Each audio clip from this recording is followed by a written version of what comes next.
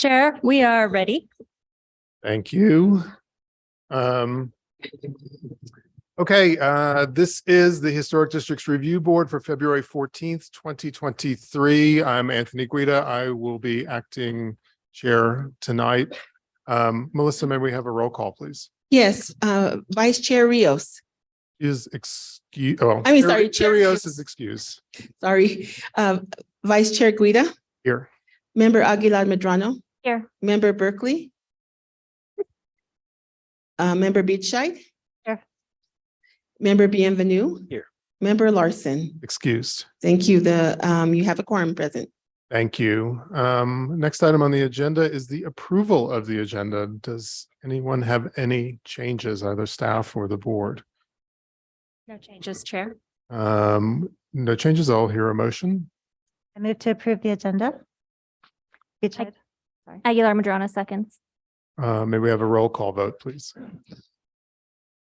Member Beachside, Yes. Member Bienvenue, Yes. Member Aguilar Medrano. Yes. The motion has been approved. Thank you. On to approval of minutes from January 24th, 2023.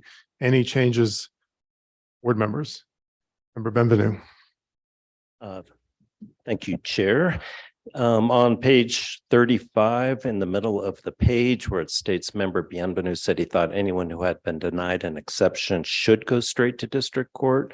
Change should to could. That's the only change I have. Thank you. Any other changes? Member Beachhead. I have one change on page 7, the last paragraph. The second sentence reads, the two presented in the packet. Could you please insert the 2 example projects presented in the packet? Thank you. Any other changes? I will entertain a motion for approval of minutes as amended. Beachside moves to approve the minutes as amended. Do we have a second? Bienvenue seconds. You, Melissa, roll call vote, please. Member Aguilar Medrano, Yes. Member Beachside, Yes. Member Bienvenue. Yes. The motion has been approved. Thank you very much. On to item D, approval of findings of fact and conclusions of law. There are 4 here. Any changes or questions for staff?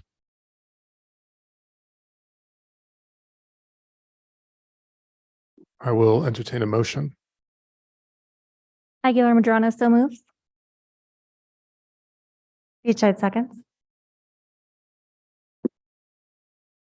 Roll call vote, please. Okay, Member Beachside, Yes. Member Bienvenue, Member Aguilar Medrano. Yes. The motion has been approved. I'm sorry, I abstained. I was slow on the draw with my button. Okay, the motion has been approved. Thank you. Thank you. Next, we have matters of from the public. Anyone from the public, either in this room or online, wishing to speak? Please, if you're in the room, please come down to the podium.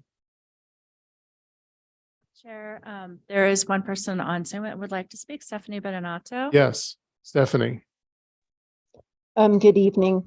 I wanted to bring a couple of things up. First of all, you just did a vote, a 2-0 or 2-person voting for the adoption. And really that resolution that Mr. Rubelit keeps quoting says that the chair can vote in order to allow a procedural matter to go forward. So I do think you do need 3 people voting in order to have a majority of a quorum of 4.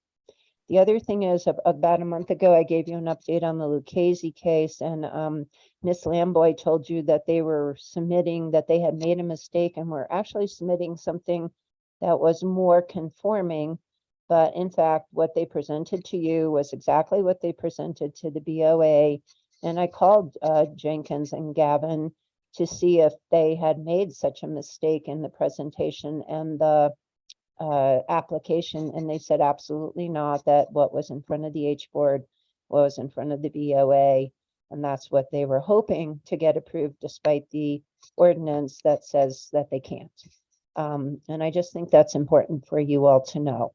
The other thing is that when I hear people, applicants talking about spending a lot of time with the staff. And I'm sorry, Mr. Guida or Member Guida, if I misheard you, but I thought you said something about public participation was staff and applicants meeting.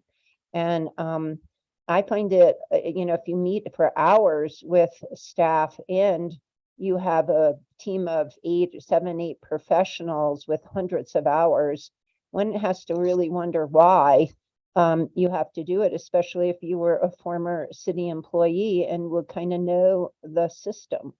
And so I also point out that We're at 2 minutes. Thank you, Stephanie. I Any didn't other think public comments? from the floor was 2 minutes. Okay, I'll just say it later. Chair Guida, there's one other person that would like to speak, Will McDonald. Yes, Will, good evening. Good evening, board. The thing I wanted to discuss is a point about exceptions. I was walking down my street today on Arroyo Tenorio and saw a gigantic yellow sign that said that someone who wanted to replace windows on a primary facade was going to go before the governing body to get this request heard. And so this relates to the exceptions part of the code 14-5.2 C5.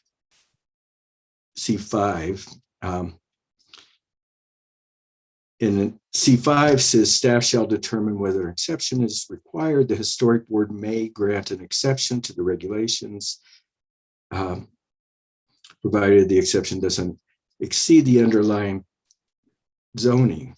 But then in subsection B of that section 5, it says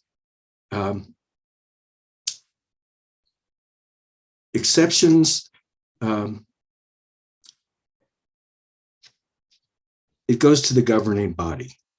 If approved by the governing body, it says these exceptions shall be made to the recommendations shall be made to the governing body, and the governing body will make a decision about these things. This has been in the code for what, 15 years, 20 years? David Rash used to say, oh, the interesting thing is the exceptions for more impactful variances to the code don't have to go to the governing body. I believe that this is. Well, we're at 2 minutes. I believe I think it's a mistake and it should be addressed. Just get that out of the code so that people don't have to go to the governing body for simple exceptions. The historic board should be able to do it. Yes? You will. Any other public comments? No, Chair, there is nobody else that wishes to speak. Okay, let's move on to staff communications. Heather, Yeah, yes. this evening we have a presentation from Nicole Thomas. As you might know, she used to be employed with the city, but has moved on, and now she's consulting on historic preservation matters for us, including the CLG program. She's been helping to coordinate the Certified Local Government Program grants. And so, but she certainly has a breadth of background and information. And I thought it might be helpful to the H board to be able to understand the differences between national, state, and local preservation ordinances. And so that what Nicole is going to present right now. Wonderful. Thank you. Welcome, Nicole. Evening. Good evening, board. It's nice to see you all. I'm glad to be here. I'll give this presentation and I have slides, but don't hesitate to stop me for clarification or questions or requests for example, anything like that you might need. And I won't try to belabor this, but we'll kind of start just generally. This discussion came about because often over the years that I've worked with the city, sometimes, oh, that's on the National Register will be thrown in, but we never know quite how to deal with it. So I wanted to just provide that clarification And then in light of starting this ordinance rewrite, I think that I really wanted to focus on how important it is for us to focus on the local preservation and not really get distracted by national register and state register things, but make sure that we're really looking at how we're going to serve our community. And even though I don't live here anymore, I grew up here and my family still lives here. So it's my community still too. Okay, so let me move on. Oh, shoot. There we go. Okay, so the overarching goals of the presentation are to distinguish the different levels of governmental protection for cultural resources. And I'm going to present these as kind of separate, and it's not that they don't interact, but if we can think about them in terms of like what their objectives are, then that'll help us. So I want to make that distinction, and then kind of throughout the presentation, kind of demonstrate the relevance of the local ordinance and its potential to actually preserve in a way that we can't with the national register designations or a state register designation. Okay, and this is just the quick presentation outline.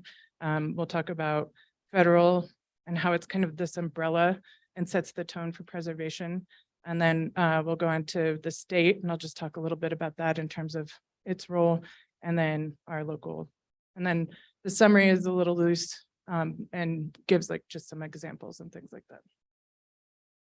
Okay, so simply put, the federal laws protect historic properties on federal lands or projects funded with federal monies, and state laws protect historic properties on state lands or projects funded with state monies. So if you can just think about who owns what. And one of the biggest strengths about this, the local ordinance, is that it extends to private land in a way that the federal government and the state government don't necessarily. Okay, so to point out, that's one of the powers of the local ordinance. Generally speaking, and right now we do have some things in the code that are less restrictive than what the federal laws put out. Like you'll see 75 years in the ordinance on occasion. We probably don't want that. We don't want to be less restrictive than kind of the umbrella, because that can be like a weakening factor. So that's just a little point to point out. And so going on with this, each of these levels tells a different history and provides a different perspective. So the federal laws look to protect the historic resources that are important to our national history. So they're looking at things that are important to the nation. And it doesn't mean that a house in Santa Fe isn't important to national history, because it can be. But if we can just kind of simplify it and think of it this way, state laws are looking to focus on resources that are significant about state history. And then at the local level, we really want to focus on what's important to the local history. I have some examples here, such as the Battle of Gettysburg. Okay, so that's a national example that's really important to our national history. But it isn't particularly relevant to our immediate local history. Another example is the Battle at Glorieta Pass, another Civil War battle. And battles are great demonstrations of events, and so I kind of chose them for that reason, and I'll reuse them in the presentation. But the battle at Glorieta Pass is really relevant to state history. It's also very relevant to national history. So it has both of those, that kind of combination, but it isn't like directly relevant to Santa Fe history. It is peripherally, but nothing immediate, right? And then the Schuster House I used. This is my favorite example of something that's very relevant and important at a local level. Will Schuster is very important to Santa Fe, but he's not necessarily elevated. His houses are not elevated to the state register level or the national register level in the same way you might have other resources. And it's not that it couldn't be, but there hasn't been any kind of nomination put forward for that, that kind of listing. Okay.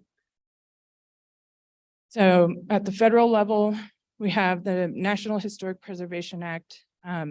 which created several entities and programs that include the National Register of Historic Places and the State Historic Preservation Offices in each state. And again, they set the tone for how preservation is managed on a broad scale. And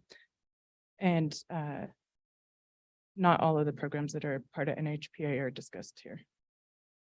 So NHPA became a law in 1966, and it was created to protect historic places and properties, establish leadership and preservation through support of several organizations and programs, and it established federal agency responsibility to evaluate the effects of projects they undertake. And that's probably one of the most important things that it does. Sometimes we talk about Section 106, and that's really where that comes in, Section 106 and Section 110. The Advisory Council on Historic Preservation, they really were created to manage that Section 106 process. And then National Register, we deal with more state historic preservation programs. And then something that's really important to us is our certified local government status and that program. Let's see here. Okay, so the NHPA looked to provide a framework for stewardship on federally owned land. And then it wanted to contribute to the preservation of non-federally owned historic properties, encourage public and private preservation, and to help states, local governments, and tribal organizations with their preservation activities. So what this act does is it looks to create, again, this umbrella and set the tone. And then it moves down to the state level, and the state assists local governments. So in a way, the NHPA is really looking to support local government preservation activities. And I think that that's an important thing to keep in mind because, again, we often reach for that, like what we think is a bigger law. And in our case, the best one is the local one.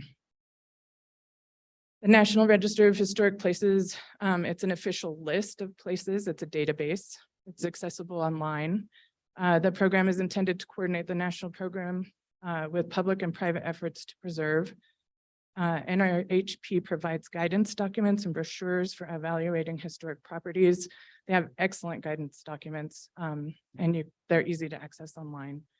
The NRHP criteria, I distilled down into these like kind of simple ideas, which are events, lives, characteristics, and something that yields future important information or more data. These criteria are kind of infused into our local ordinance, but they're not necessarily directly discussed. And so there's a few places in the ordinance where you can tease out kind of this criteria being relevant. So as for an example, again, I'll use the Battle at Glorieta, that map down in the corner, as an event.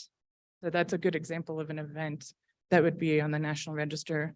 The D.H. Lawrence Ranch is a good example of lives, and that one has actually multiple criteria that it meets. So it doesn't have to meet just one criteria or one theme under the National Register. It can be multiple things. A good example of unique characteristics in construction is the Chemo Theater. And then something that has the potential to yield future information. Archaeological sites are almost always made eligible under D because there's always potential for more sites or more information about the site. Nicole, may I just trouble you to speak a little bit louder? Yes, thank you. For the sake of the audience. That was another thing I was going to say is that sometimes I get quiet. I'll hold this like I'm doing karaoke. Okay, so through the National Historic Preservation Act, we have the creation of the State Historic Preservation Officer. When we say SHPO, we're talking about the officer's office. So we'll say SHPO to mean the officer in the office. And then we have the certified local government. The SHPO is established as the head of state for the Historic Preservation Program and is charged with working with both federal agencies, local governments, and tribes on preservation within each state. So the federal government said, we can't deal with all of this local preservation incentive. We're going to establish these offices in each state so that they can manage the federal process through Section 106, and then they can also work to help preservation occur on the local level. And the CLG program is administered by the Certified Local Government Program is administered by the SHPO. Okay. So the SHPO has a lot of responsibilities. They work with the federal, state, and local agencies to conduct surveys and maintain inventories. So in our case, doing like HICPs and things like that, that's surveys. And so we're encouraged by the State Historic Preservation Office to do those types of inventories and surveys. Identify properties eligible to the NRHP. So they need to look for properties that they think should be listed. And here they go through the CPRC, Cultural Properties Review Committee at the state level before going to the National Register to be reviewed for listing. SHPO also works on preparing and implementing a state historic preservation plan. That used to come out every 5 years. I think that now it's every 10 years, and that's accessible online. And again, that sets the tone for the state and what state resources, and it takes some direction from the National Register in terms of like what the themes are that the National Register is putting forward.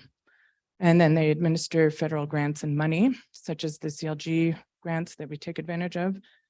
They advise and assist federal, state, and local governments with their preservation responsibilities. They work at all levels to make sure historic properties are taken into consideration, and they provide public information, education, and training on preservation.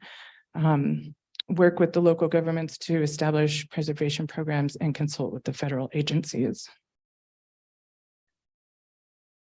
So the certified local government, which is very important to us, is established to help local governments create ordinances and programs that support preservation in locally important historic properties, districts, and histories. Excuse me.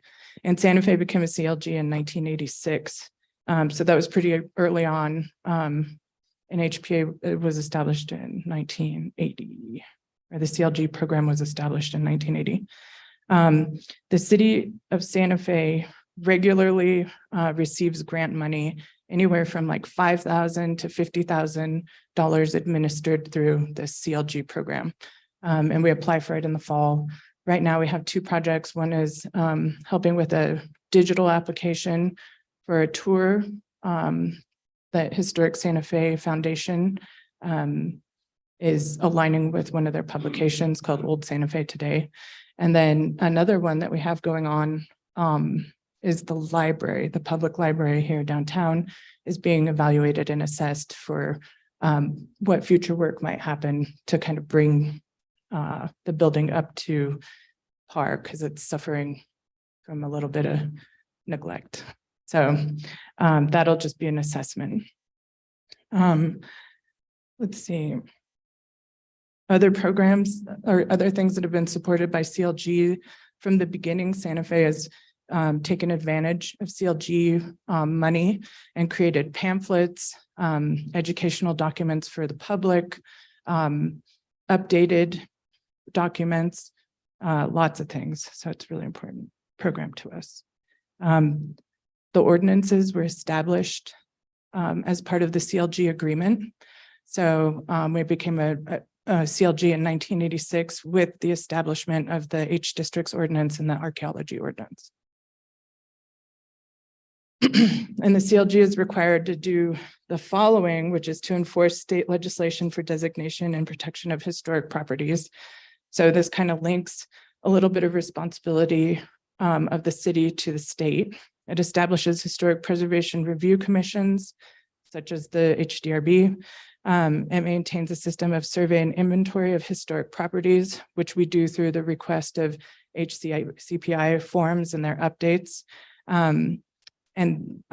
We keep that list of properties. Our list is our historic districts maps that show the districts and then that show the status, the historic status of buildings. And offers an opportunity for the public to participate in the preservation program. We have these meetings every 2 weeks. And part of that is so that the public has the opportunity to participate. And then we should also participate in NRHP nominations, which we haven't done for a little while.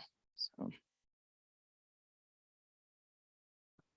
Okay, then preservation at the local level. As mentioned before, the local ordinance is the strongest level of protection for preservation.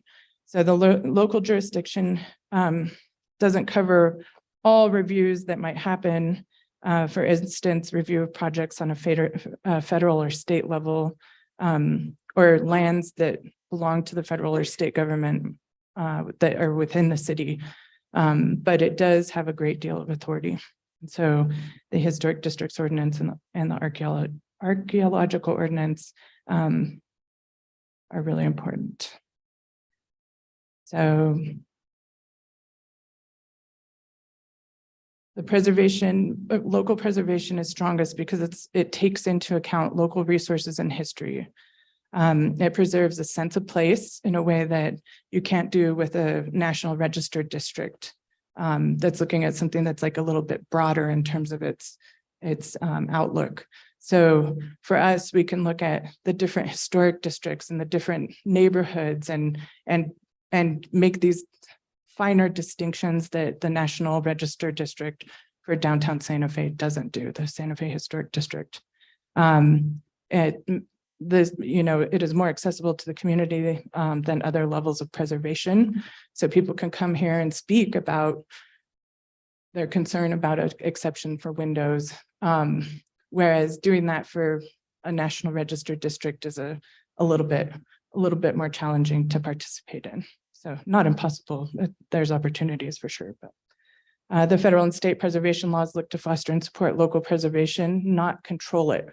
And so I think that there's often this misconception that if SHPO is reviewing something, then they're like making a determination that you can or you can't do something in a very firm way, but it's actually the SHPO's interest is to foster what's important to the community, to the local government. And so I think that's an important thing to keep in mind too. City of Santa Fe ordinance strengths are the historic districts that take into account the history of development and the character of Santa Fe. Historic status designations allow for preservation of style and material in a way that the National Register might honor, but it doesn't, it's not as fine as you can get at the local level. And the community has the opportunity to participate, again, really important part. And then as a summary, again, the federal government sets the tone, the state government coordinates the federal and the local government, and the local government preserves historic resources through their local ordinance. And then some other terminology that I think is kind of like a little confounding is, so the National Register talks about not eligible, eligible, and listed sites. And so not eligible sites are not protected. Eligible sites are protected, but they're not officially listed on the National Register of Historic Places. And so each of these things has a phase, and it requires that survey and evaluation to determine if the resource is eligible or not eligible. And then if it's eligible, it can stay in a state of eligibility in perpetuity until somebody works to get it listed on the National Register of Historic Places. The state register works very, very similarly. You have not eligible, eligible, and registered. Almost everything that's on the National Register that's within the state is also state register. So you'll have both a National Register and a state register number.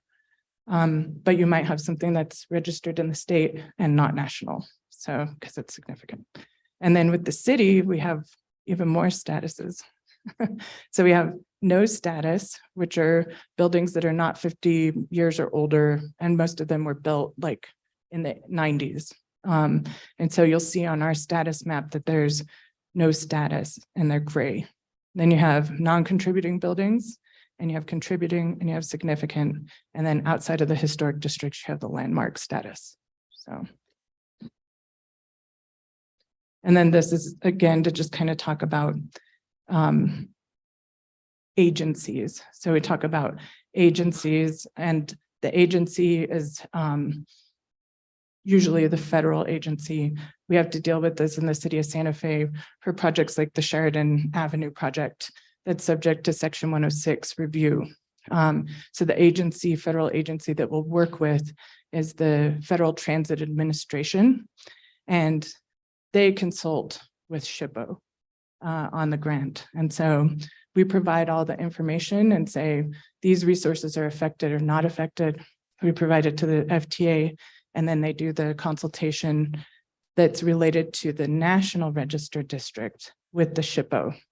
But anything that's impacting design in the historic districts that are designated by the city come before the H board. So for instance, the bus shelters, that's one of the examples.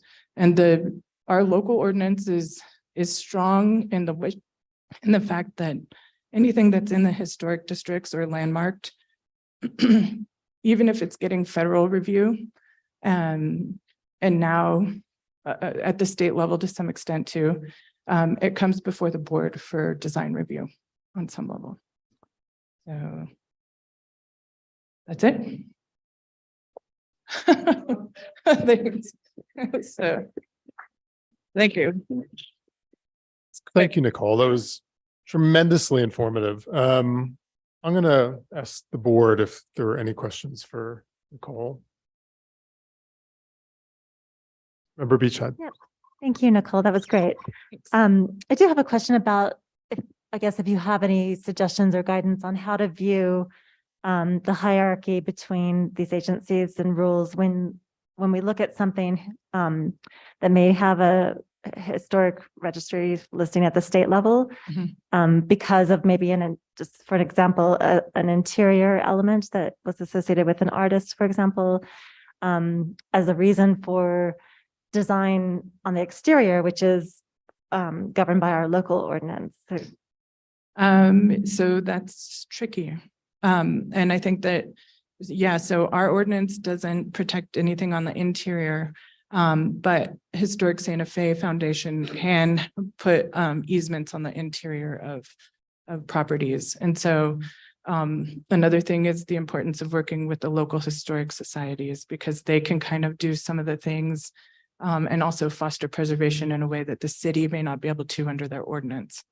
And in terms of how the state would be linked to that, if there was some kind of documentation on the interior of the building, then they may be linked to that. On a basic level, money and land ownership are the things that kind of trigger that. But there's other things that can too, like in our instance, we have the CLG agreement, and that gives us like a little bit more of a link to the state than we might. So it depends the property, but yeah.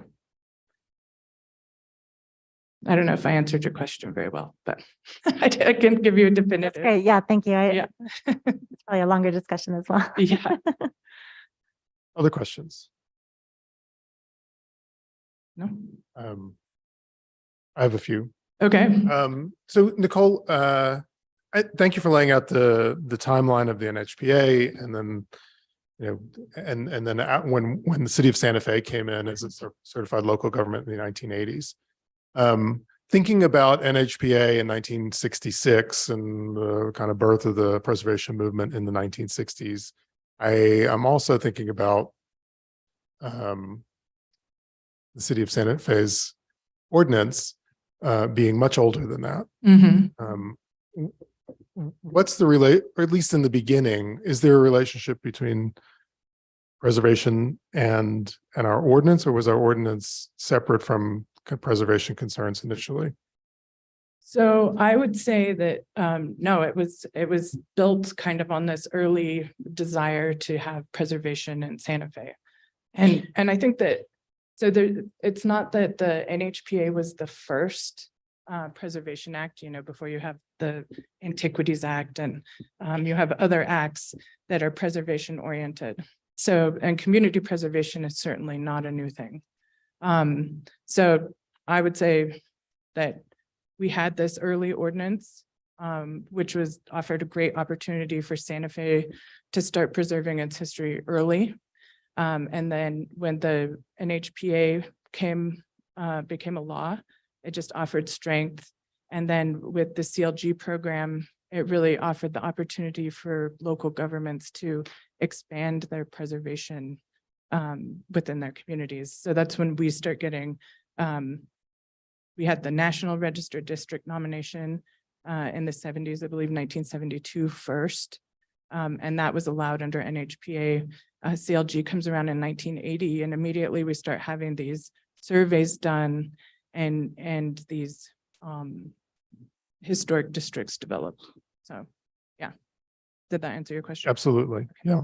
You mentioned the National Register District nominations, starting in the 1970s. We don't often talk about here on the board, things that we associate with the National Register, like period of significance and, statement of significance. And if can you maybe talk a little bit about our registered historic districts and where they align and don't align with the Santa Fe's historic districts as we talk about them here, and maybe, what we can look to for additional guidance on that? So the Santa Fe National Register District is the largest and the first to be nominated and listed. Then you also have like the Camino del Monte Sol, and you have the Don Gaspar Historic District that are all National Register as well. The Santa Fe Historic District has roughly the same boundaries as the majority of our historic districts. And it includes the West Side Guadalupe, the portions of the Transition District, the downtown and east side, a large portion of it, but it extends to the other side of Paseo de Peralta. And then it touches on some of the river and trails area. And then some of Camino del Monte Sol, but Camino del Monte Sol was unique enough for it to become its own National Register District. And then the Don Gaspar area is not included in the Santa Fe National District. It's separate. And so, that it aligns with our historic district, but as a National Register District, it's separate. And so now, as I mentioned, National Register for Santa Fe Historic District done in 1972. There was an update that was done in 1996, I believe, but it was never adopted by the CPRC, and it was never put forward to the National Register for an update. So the periods of significance are a particular issue because you have your period of significance now starting with that National Register District in the 1920s, where we really want the National Register District to start in 1972 when the nomination went forward, right? Because we've come 50 years or more from that point. And it has been an issue in some cases where there's overlapping jurisdiction between the local ordinance and the state register, federal register. So I know that the state would like very much to complete an update of that. We did, one of the CLG grants that we had last year did pay for review of buildings in the historic transition district to kind of look at the health of that district. And it would be great if we can do more of those things and then eventually do a nice comprehensive update of that National Register District. So if the city and the H board were going to concentrate on something, I would say that that would be like a primary National Register kind of initiative to pursue rather than looking for other National Register properties to nominate, which we haven't done in I can't remember the last time there was a National Register nomination from the city for any property. So it's been a long time. And so your recommendation would be that the city pursue an update of the National Register. Yeah, and that would be something that we would work on with the state. Mhm. And they're interested in collaborating on that because it's a big lift. It's Yeah. a huge area with many properties. And the other difference is that you have within historic districts, national historic districts, you have contributing and non-contributing properties. And those don't align at all with ours, but that's okay. Like they don't have to. Again, because there's that distinction for national level importance versus the local level importance. But that's another distinction there that shouldn't come into alignment, but might come into consideration. It's very helpful. Yes, John. Rita, just to follow up on that point, I was going to raise it outside, but since it's been raised now, it seems to me that the biggest glaring omission in the National Register Historic Districts as compared to ours is the Canyon area, because it does not include Cerro Gordo Road or Upper Canyon Road. It really stops at Cristo Rey. At Cristo Rey, yeah. And so you've got the entire canyon, which is a very important part of our historic district.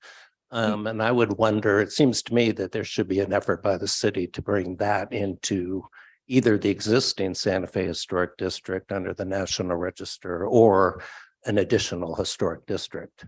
Yeah, and I was going to say it might be unique enough in terms of its development and history and style and things like that, that it would want its own National Register nomination. So it's what would it take to get the city to do something along its duties that it has as a CLG to, I suppose, work with the state in preparing something to submit to the National Register for that district? I'll let Heather answer that one. Chair Guida, member Bienvenue. So I think we have a great opportunity here with the zoning code updates because, Nicole and I have discussed with the consultant team the need to, clean up the historic districts ordinance, but also to, be more intentional and thoughtful about what we want to see it as today. I mean, for instance, mid-century modern now counts as historic and we haven't touched that on that much, but there's a lot of those buildings in the historic review district. So with reference to sort of the spinoff nomination and the potential of a different district, then that can be part of that conversation for sure. Thank you. I raised the question about the statement of significance just because, we grasp at the why often here when we're making decisions, because those things are not explicitly set out in the code. I know that when we do get a report from John Murphy, some of those things are mentioned, but that's on a property by property basis. The bigger picture of why a district is federally recognized is something too that we should be aware of. It's something that, in our updates, I imagine that we would also contribute to, whether it's the mid-century architecture and as things have changed or if boundaries have changed, the city has said, this area is significant. But, to me, alignment and maybe in the code rewrite that the inclusion of statements of significance and periods of significance would be a really helpful guide for a lot of our public discussion.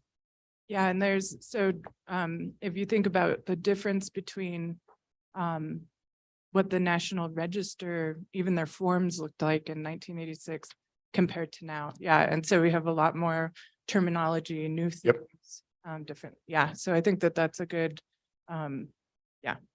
we would, again, like that National Register wants to give guidance, and it doesn't mean that it's always applicable to the local ordinance, but it may be helpful. Okay. Yeah. Good. At the permission of the board, I think I would open this up to a few public comments. Okay. Members of the public in the room wishing to speak, please come on down to the podium. If you have a question for Nicole or Heather.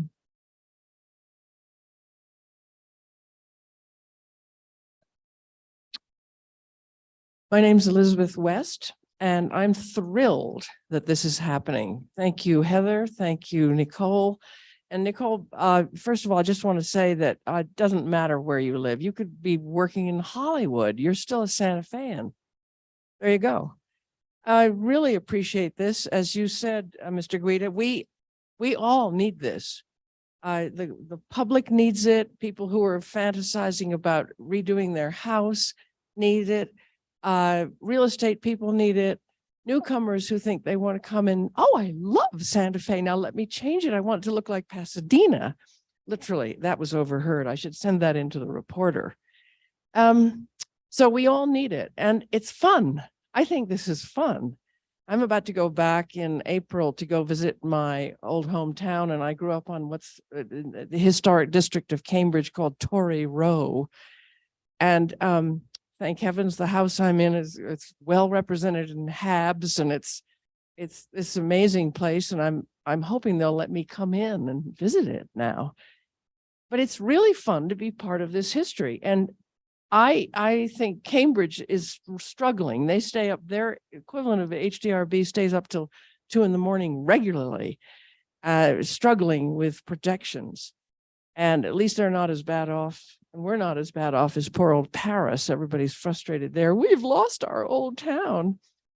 I'm thrilled with this. I want a copy of what you did. And I think one of the wonderful, I know 2 minutes is almost up.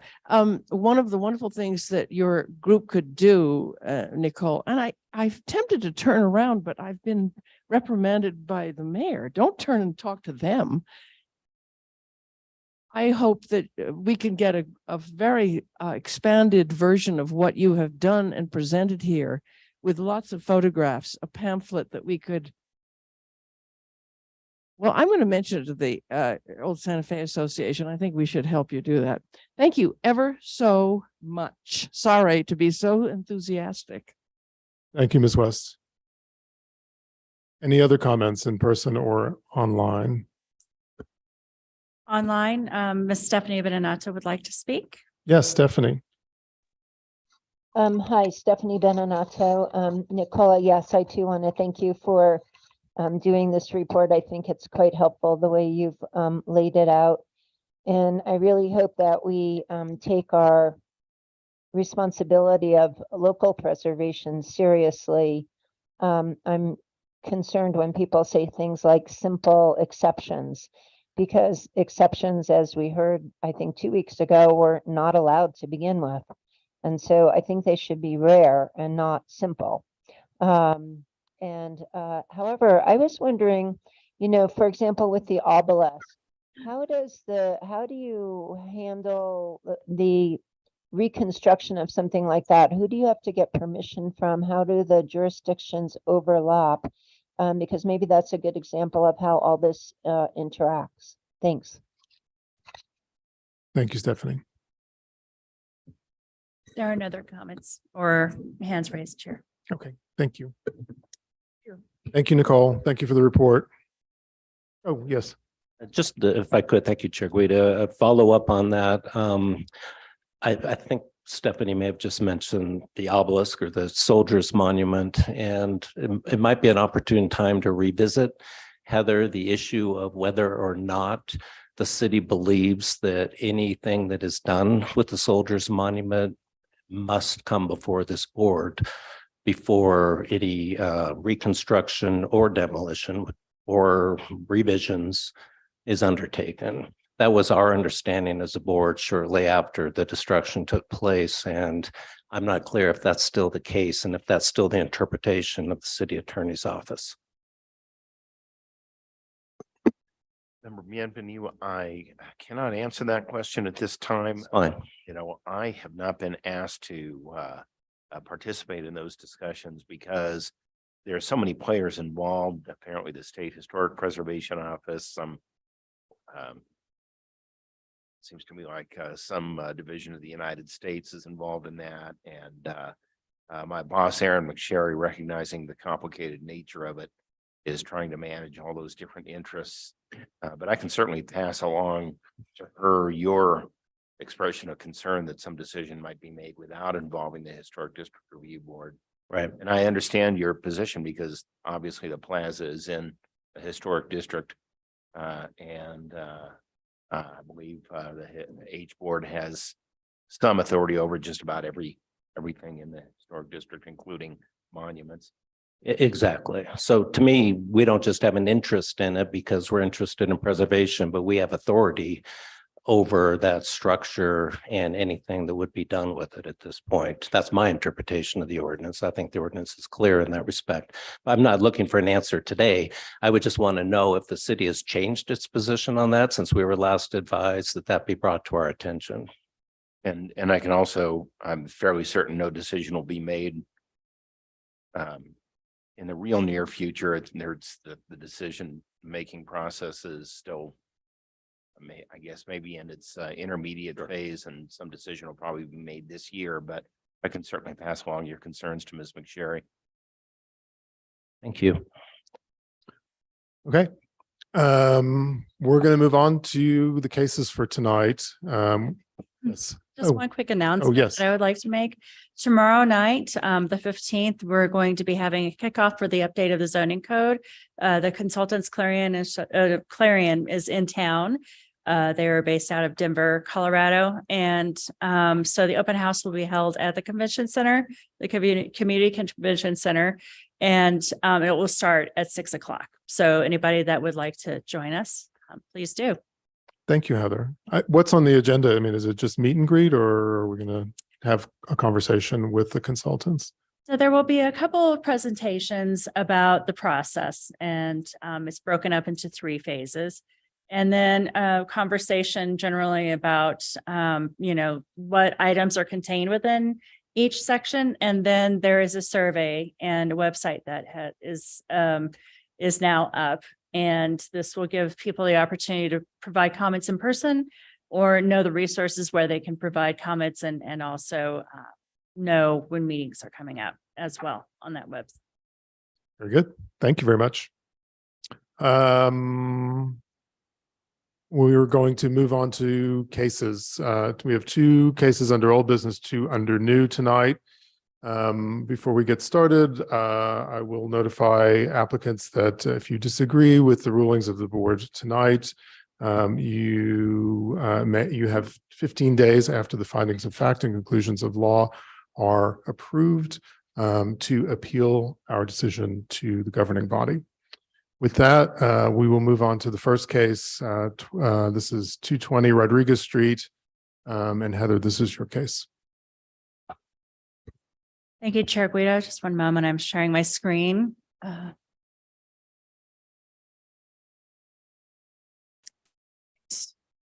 So this case came before the Historic Districts Review Board back in December, and there were several questions that were raised at that time. The building itself is located at 220 Rodriguez and is considered a contributing building. The primary facades are the south facade, which you see here, as well as the west facade. The location of the site is off of East Palace Avenue and Rodriguez. So you can't see Palace Avenue, but Rodriguez sort of snakes through the neighborhood. And so it is on the southernmost portion of Rodriguez Street. And as you can see here on the blown up aerial, the lot is somewhat irregular in shape, sort of almost triangular in shape. And so that would help to sort of explain the context for the placement of the addition. Furthermore, there is a drive there's an easement and a drive that goes to the north of the house that accesses houses beyond. This was part of an old family compound. And so like many areas of the east side, downtown and east side, it's sort of funky in nature, and that's not an area where an addition can take place. So you may recall from our conversation before my presentation that the house was built in many different phases. And the lower right hand, it was present on the 1912 King's map, as well as there was a plat of survey from 1973 showing the evolution of the house. But sorry, it's small, but you can see there's different areas in which the house was built. And a portion of that house is demolished, and that's on the east side. So that is no longer present. So it is sort of a quadrant of development, starting from 1912 up to 1951. Oh, I wonder, need to put on my PowerPoint. My apologies. All right, so the update to the proposed changes include replacement of all doors and windows with wood windows on the primary elevations. The board had concern regarding of not having material in like kind. There is a window assessment that's been provided in your packets regarding the condition of the windows and how whether they can be preserved or whether there's a recommendation by a professional for replacement. The east end of the north facade is, so what you can see on the right-hand side picture is the east end of the north facade is in this area where the door and window is. That would be raised to approximately 15 feet 8 inches. So it changes the massing, but this is not a primary facade. The proposal is to construct an addition on this, on the south elevation with a breezeway. The height of the addition would vary, however, based on the topography, which I'll go into in a minute.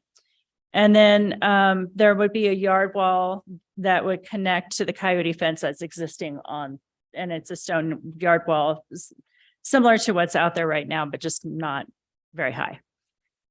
So this is an illustration of the existing and then the proposed site plan. So you can see there's a lot of topography on the site. The topo lines are a little more legible on the right photo, or I'm sorry, drawing. And so the addition will extend out from that front facade, the south facing facade, with the use of a breezeway. And then the addition will step down the hillside. You can see the contour lines tightening up there. So it will be sort of bermed into the hillside. The street view, this is not exactly the view you get as we were walking up the street today. The fence is fairly tall, but one of the things to think about is that when it comes to consideration of additions and changes to a building, public visibility does not consider fences and walls, so those could always be removed. So the existing and proposed north and east elevations illustrate that sort of bump up on the north side of the building. The existing window open, well, it's not open right now, but there was once a window there that is going to be retained. The door is going to be retained but widened. And then some second level windows will be installed in that popped up area. And then on the west elevation on the inside, and you can see in the updated historic inventory form in the history that there was once a window in the location where that sort of black box is on the left-hand side there. So they want to reintroduce that window and also replace the existing door there with a new door. So you can see that on the proposed west elevation. Also, you can see on this west elevation, the breezeway that would connect to the addition that's on the far right of the drawing. So with reference to the south elevation, there are some renderings that the applicant has provided that illustrates this a little bit better. But in plan view, you can see the changes to the building. I'm sorry.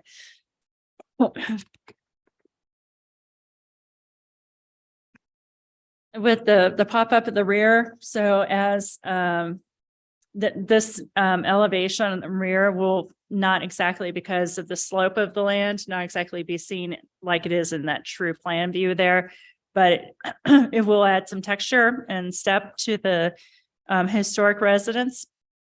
And then the addition will be coming down the hillside. As you can see, there are two levels that are proposed.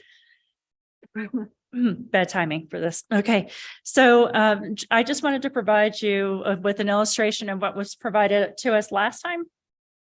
at the December meeting and this time. And so this is a rendering on the upper left of what the proposal was last time. You can see that they've really made a light sort of attachment, a breezeway attachment, so you can see more of the facade. And so it feels like something that could be easily removed and the historic building would be retained. Also, per the Historic Design Review Board, Districts Review Board direction, the applicant increased the size of the window on that west elevation. There were story poles out on the site, and some of us got to see that today at the site visits. So on the left is the previous proposal, on the right is the current proposal. So what is provided for with the current proposal is more light and differentiation along the facade. And also which helps to distinguish the addition from the historic home so that it, you know, it does communicate sort of a sense of chronology. With reference to the exception requests, so the applicants, since they have changed, and you may have seen in your packet, you know, they are now proposing wood divided light windows on the historic residence itself, and then just the brown anodized aluminum divided light windows on the rest of the building, as well as on the addition. So the exception to replace historic windows not in kind is not something that is necessary to consider anymore with that change. But the exceptions to construct an addition on the primary facade, to construct additions that will retain or impact the original form and integrity, which it is debatable. Now, this addition can be removed and the historic fabric of the building retained. But I will defer to the Historic Districts Review Board for that. And then an exception for an addition that is in a style that is not old Santa Fe style. So just to remind the H board, these are exceptions that will have to be heard by the governing body. The H board is recommending in this particular case, rather than making the decision, until which time the text amendment is approved. So staff recommends approval for the project. Staff feels that the exception criteria have been met, provided that the windows are in kind, so which has been accommodated for. And so that concludes my presentation. Thank you, Heather, for the concise and clear presentation. A question for the second applicable exception for this case. If the addition is not in the old Santa Fe style, what is staff interpreting the style of the additions to be as submitted? Chair, it would be a recent Santa Fe style. Recent Santa Fe style. Yes. Okay, great. Thank you. Yes, Member Aguilar Medrano. Thank you, Chair Guida. Heather, on the south facade, the window on the far right-hand side, in the window report, he calls that out as an original frame from the 1940s. And I see that the proposal changes the opening of that window. Would that require an exception to change the opening of a historic window? Chair, Commissioner Aguilar, I'm sorry, Board Member Aguilar Medrano.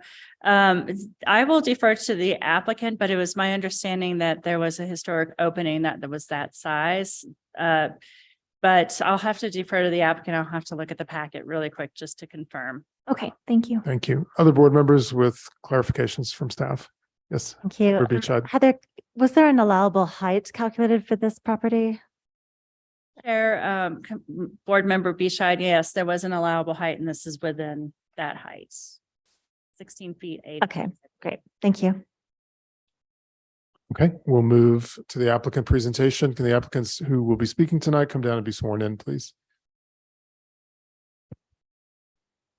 Hi, do you both swear under the penalty of perjury that the testimonies you're about to give are the truth, the whole truth, and nothing but the truth? Thank you. Please state your name and address when you approach the podium. Thank you. board member, Chair Guido and members of the board. My name is Carl Summer. My address is P.O. Box 2476, Santa Fe, New Mexico. I'm Stephanie Sandston and my address is 220 Rodriguez Street. We'll be very brief. First, we'd like to express our appreciation to staff for the time, the attention, helping through the modifications that are in front of you. One of the things that was not mentioned, and Chair Rios had asked that Bobby Padilla get out there and look at the property. He did do that, and he confirmed the representation that was made at the last hearing about the condition of the property. I think that was one of her concerns. I just wanted the board to know that we had followed through on that. He did write a report, and I think he confirms exactly what we had represented. That's important because it was a sort of key to what we're trying to do here. I'm not going to go through all the changes, but I would say it's been very helpful to deal with Heather on understanding and then taking that understanding into changes into this building that we believe is a much better project, and lowering the height, the openings on the, just the distinction between the old and the new. I think that we agree with everything that she said, and we'd stand for any questions. And to answer the question that board member Aguilar Medrano had, that window, and Stephanie can tell you that window opening. That was the historic, we're just putting it back to the historic opening. So the window on the left and the right, they matched before, but when that bathroom got updated in the 90s or something, they just filled it in. So when we were doing repair, we found the historic opening. That's why we're wanting to turn that back to its original. Okay, yeah, it was just confusing because the window assessment said he said it was original from 1940, that window frame, which I believe is window H. And when, yeah, I don't believe that that's actually the case because as the wall was open, you can see the original frame. Okay. What that was is like a barn sash window that when they changed it to a bathroom, they had made like a little storm window for it. The same width and the length is there, and it's included in the package, the photos of that. Okay, thank you for clarifying. So we'd stand for any questions. And again, we thank Heather for all the time that she's put into this and for the guidance that the board gave us at its last meeting about how to address the concerns that we've done. And we hope that we have addressed your concerns to the degree that you can recommend approval for the project. Thank you, Carl. Questions for Carl and Stephanie from the board? Yes, Member Bienvenue. Thank you, Chair Guida. I guess this is more comments and questions in the famous phrase. Just picking up on Carl, your last point. I don't think perhaps the applicant, and you will be surprised, I'm still not persuaded that this is an approvable project. I do appreciate the work that you put into it, and I do think you've made it better. In particular, if this was new construction, I think that you'd probably be very close to something I could approve. The problem I have, and this is where Nicole's presentation was timely, is I don't think this is a style issue. I think this is a preservation issue. This is a very significant building in my mind that the board very recently designated as contributing, and contributing meaning that the board has made a determination that this individual structure, just as it exists today, it helps preserve the character of the East Side District. And the reason it did that was because of all the characteristics that are obvious in the structure. It's extreme simplicity, it's extreme modesty, it's vernacular handmade traditions. This building goes back to the 1800s, it appears, most of it. And it looks like most of that's still intact, the parts that go back that far. Almost, I think all of it goes back to the early part of the last century. And it just is redolent of all of those characteristics that define the East Side from that era.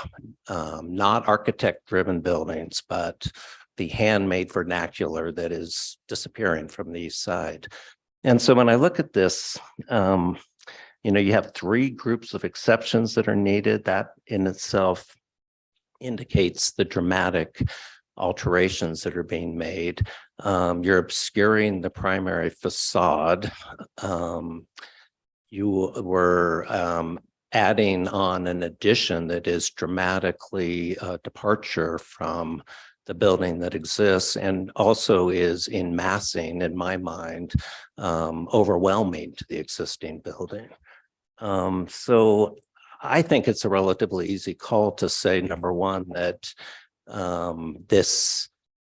the exception criteria have not been met in this particular case. But even more importantly, in my mind, is the fact that I don't think anyone would call this a contributing building if it were constructed in the way that's been proposed.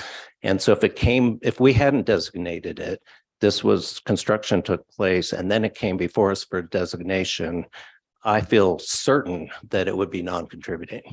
And that means that this addition the additions would be making a contributing building non-contributing in essence.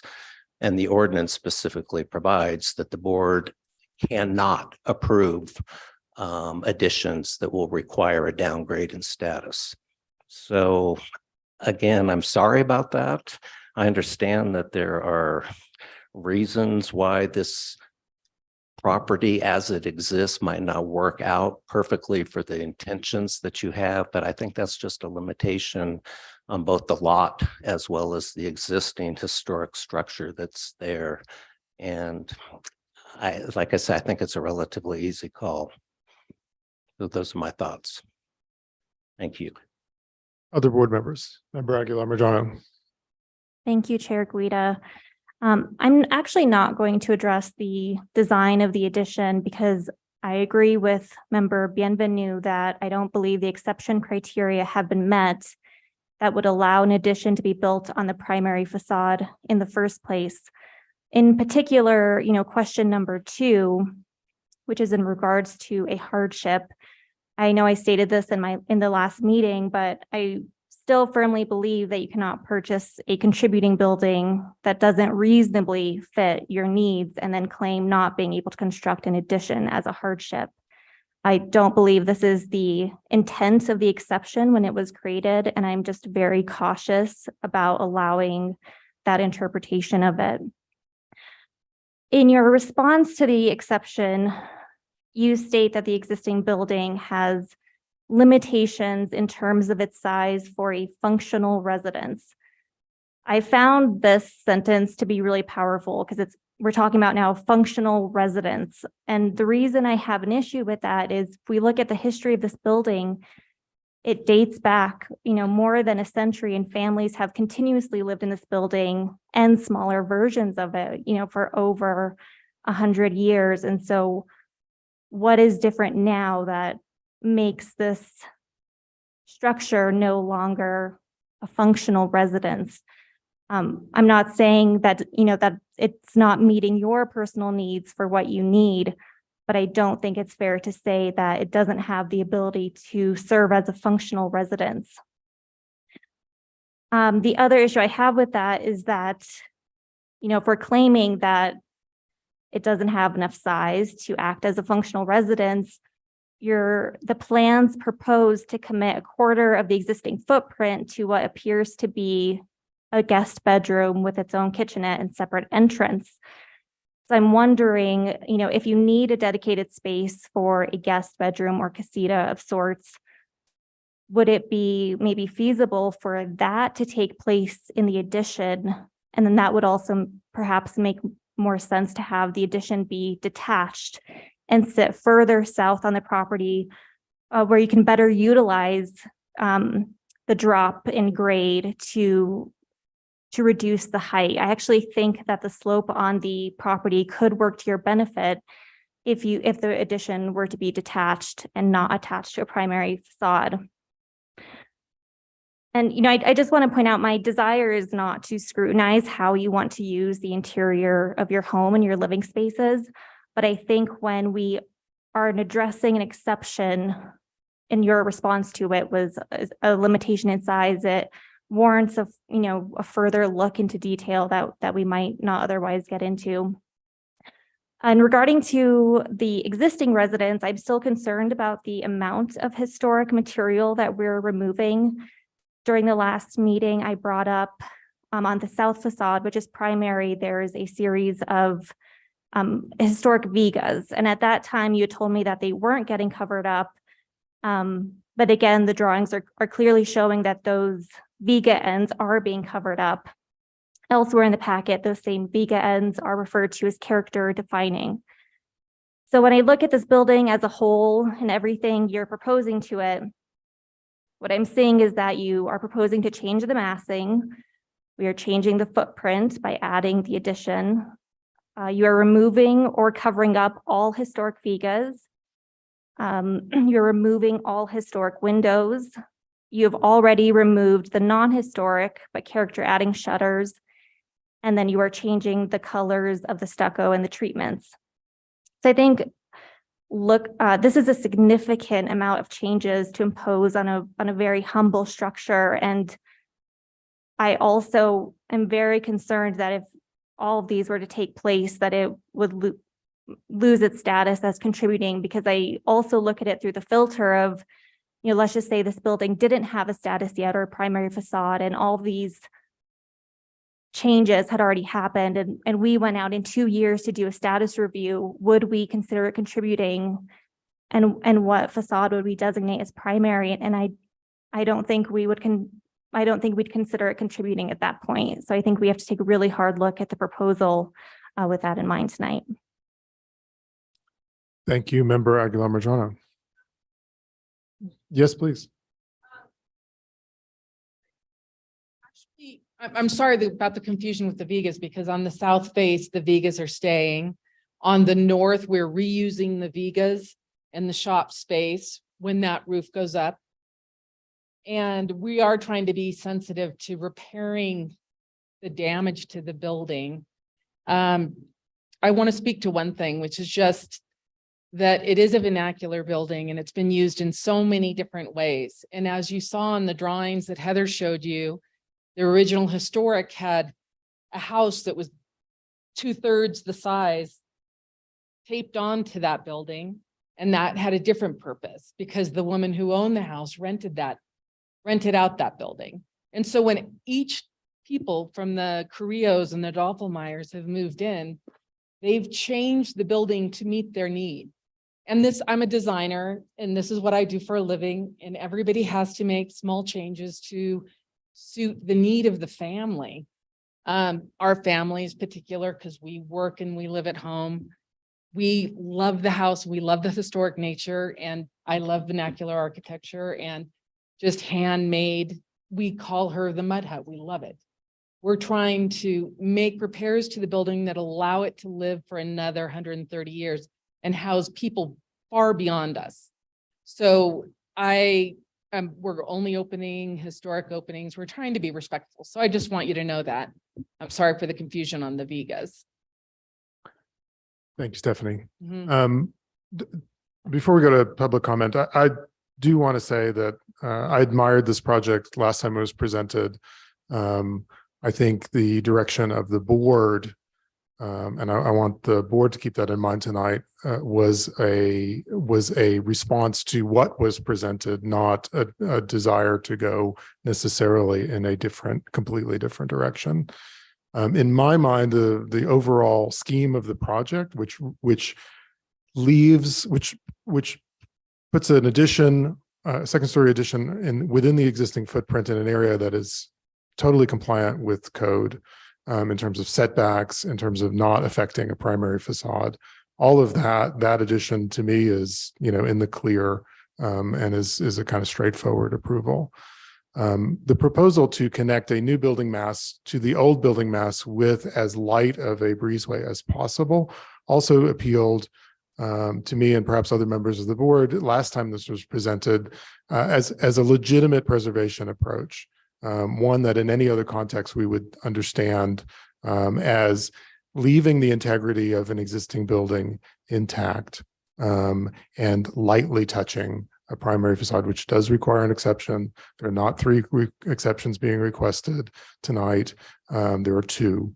And to me, that's a sensitive addition to the property.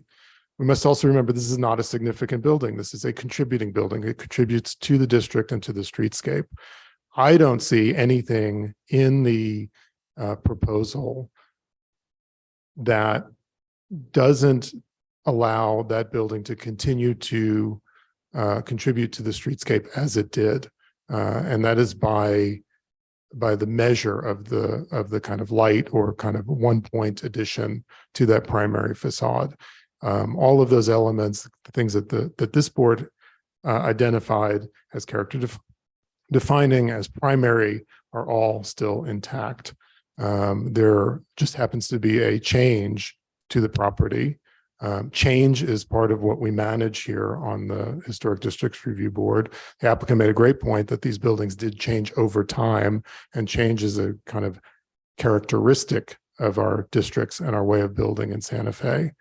So for me, both in terms of the exceptions and in terms of the overall intent of the project and what has been presented in the design, I think this is an exemplary project in our historic districts. I'm not voting tonight, but it would be an approved vote for me. If there are no other comments or questions from the board for now, I'll take it to public comment. Members of the public wishing to speak, please come down to the podium and be sworn in.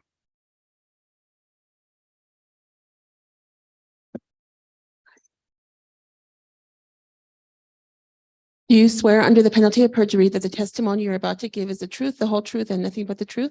I do. Thank you. Please state your name and address for the record. My name is John Eddy. My address is 14 Avenida Campo Verde, Santa Fe, 87506. Chair Guida and board members, thank you for the opportunity to speak to this. I do think that some clarification maybe can come perhaps from the assistant city attorney on these exceptions either being met or not being met, because there seems to be different discretion among the board members. So I really appreciate the details that have been picked up by board member Bonato and Bienvenu. And I think they bear close discretion there in the board. Thank you very much. Thank you, John. Hi, do you swear under the penalty of perjury that the testimony you're about to give is the truth, the whole truth, and nothing but the truth? Yes. Thank you. Please state your name and address for the record. My name is James Stodgel, and I'm at 3858 Quailview Lane. I just wanted to say that I've been helping Stephanie along with this project and doing the drawings and making some of the images and stuff like that. And I just wanted to say that I really don't understand. I believe that you can make improvements or additions or do sort of restoration work and basically provide a longevity or basically extend the life of all the aspects that we were talking about with the vigas, with the window details, with reopening these windows that have been covered up. I feel like just because it's an addition and there are little things that we're trying to do to make the building last another 100 years, we're not losing all those historic aspects which make the project so cool and so special to our city, you know. So I just wanted to let you know that all those things that currently exist in the building, all those parts, the vigas, the windows, the treatments of the stucco, all those things are still going to be right there in the project. We're not taking those away from the project. And in regards to the addition, we're trying to be as light as we can. That entire aspect can be removed. It really has no impact on the current existing windows or the, you know, vigas, all that kind of stuff. We're just trying to put something there that makes the property function in a manner that suits the new owners of the building, you know. And the reason they bought that property was because they saw that there was this opportunity to do something with it, to make it into their own home and make it something that works for them. So those are just some of the things I wanted to add. There's also two primary facades. The whole west facade is still a primary facade, and we're not doing anything to that. And we're really trying to actually make that more significant by reopening a window and doing some other things to that as well. So thank you. Thank you, James. Yes, Heather, any online comments? Sure. Yes, we have one member in the Zoom room, and Stephanie Bonato. You can unmute. Yes, Stephanie. Thank you, Stephanie Bonato. Hi, Stephanie. I'll need to swear you in. Do you swear under the penalty of perjury that the testimony you're about to give is the truth, the whole truth, and nothing but the truth? Stephanie? You're muted. Okay, can you hear me now? Yes. Okay, I'm sorry. So I agree with member Bienvenu and Aguilar. Ms. Bonato, Yes. I swore you in. Do you agree I that? said yes. I'm sorry if you didn't hear me. I didn't Okay. hear you. Thank you. Okay, so I guess we restart the time. I agree with members Bienvenu and Aguilar Medrano. I think that the primary facade is totally overwhelmed by the addition.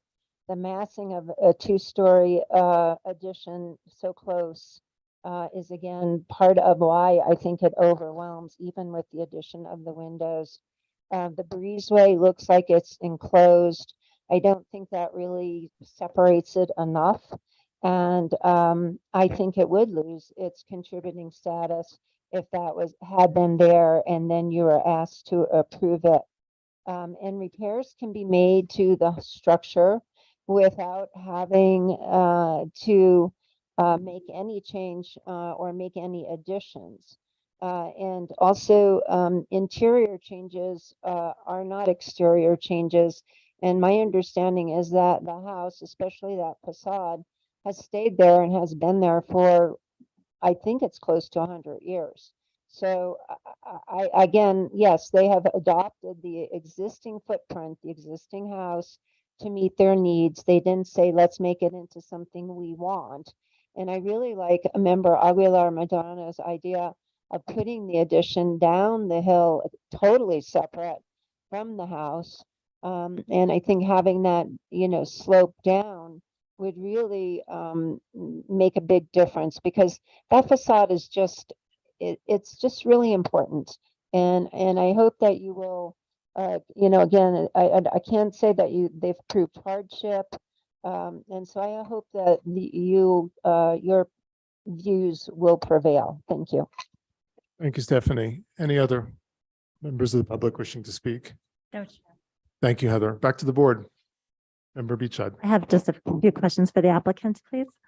I believe in response to our comments, the addition on the south has been reduced in height. Can you tell us, am I reading that correctly? Is it 1 foot taller than the current structure?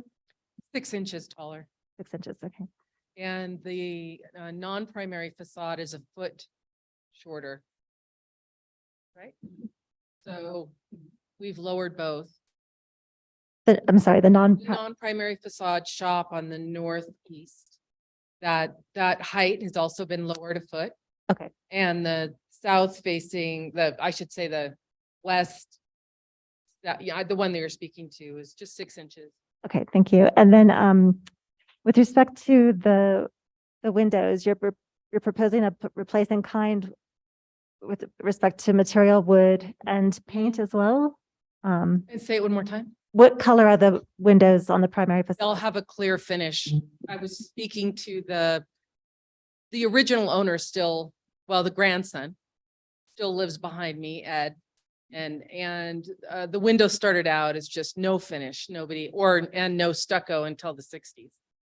Okay. So we were proposing to start there and do all the primary facades with the wood windows in the same size, and reopen that historic opening on the west that was the picture window. Right. And the other windows on the non-primary facades of the original existing structure, what will those be? Those would be clad in a bronze color on the north, where you don't see from the street. and on the non-primary facade. And then on the new building, those would also be the same. The two different styles of windows. Yeah, the wood windows would have a putty, you know, they would be more of an old style window. And the new, and it would also, you were saying that you wanted to see more difference. So that would really call out the difference in what is historic and what is a new building. Right. And I think I agree with that with respect to the new south addition, but on the original existing structure, I think that the windows typically they match within on a single building. Even if they aren't replaced in kind on the non-primary facades, I think they should be all throughout quite similar to what you're doing on the primary facades.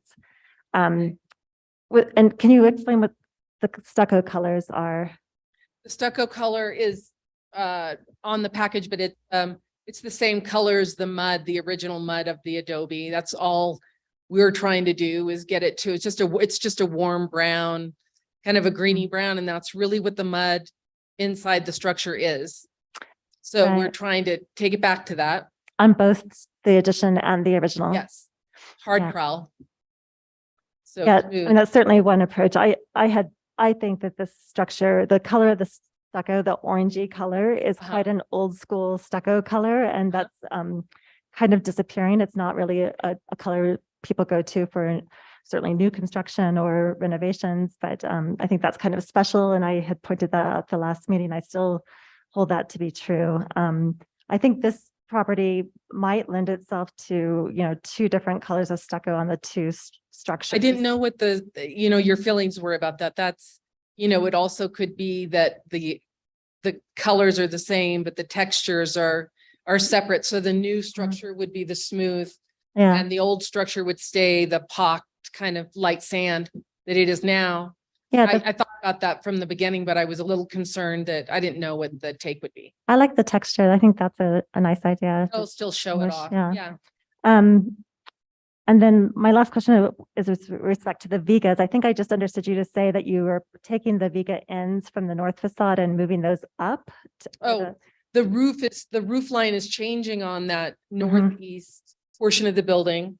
And right now it's a combination of a shed and vigas below, but we were taking it to a parapet, and it was an open question whether we want those vigas to be exposed or not. It causes kind of a weather problem on the north end of that new section, but that we're still reusing the vigas, so we could do that.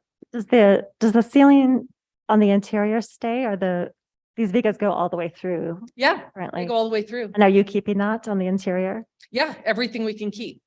So I mean, it makes sense to me to leave the viga ends where they are. Well, they'll be higher, but I'd love to we're trying to keep everything. I mean, I don't know what design wise, but it's a more authentic approach to keep those, the interior vigas that go all the way through. Absolutely. It's a construction method, and we're just redoing the construction method where that wall is failing. So it'll need new footings, and I'm almost positive a bonding, and then the vigas would be reused again. Or maybe some new ones added at a new ceiling. Is there a second story? It's like a full second story, or it's a loft? Second story, it's just a loft. Oh, I see. And you're moving the whole vigas up to the new, okay. Yeah. I see. It amounts to about 3 feet. Got it. Okay. Yeah, I think that's all I have for now. Thank you. I appreciate that. Thank you, Member Beachside. Member Bienvenue. Thank you, Matt, I answered to Madam Mr. Chair. Totally fine. That was inevitable, wasn't it? I guess I should get clarification on the windows too, because I wasn't clear when I was looking at the packet. So just forgive me for having to go through this, but if you could just clarify. So we've got the south primary facade. Yep. Those windows you're replacing all, correct? Yes. And what's their history and condition? There's a report and the history and condition. It was recommended that we replace the windows. Okay. They are more than 78% melted. And then on the west side, we have that historic opening. And so it happens to be the same height as the other windows in the sitting room. and we're keeping that in the same place. So, you know, it would respond well. So we'd have wood windows there and around. And if it's important to the board to have the wood windows on the north side, it's just my maintenance we're going to be dealing with some maintenance, but. Okay, so that's what I was wondering about the report. So maybe, was it in this packet or was it in the prior packet? It was. Okay, Packet and this packet, good. about a year ago, it was in there for first time. Okay, and all the windows that you're proposing to replace rather than repair, which I guess is all of them, all were supported by the report as Yes. being unrepairable. Exactly. Yeah. Great. I appreciate you having done that. Oh, yeah. Always No, I helpful. know we did that right away. You know, it's important. Yeah. Okay, that's very good. Thank you. That's the only question I had. I will happily entertain a motion from the board.